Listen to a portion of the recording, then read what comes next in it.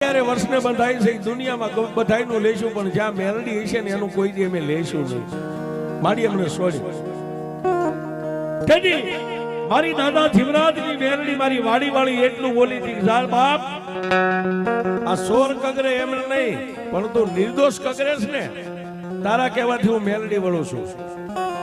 7,500 નો મારો વ્યવહાર લાય 7,535 રૂપિયા આઈ મેક અને મોઢામાં પગડ ખુલ્લઈ અને મારી વાડી બહાર પાછા પગલે નીકળ તો તને મેલડી છોડું.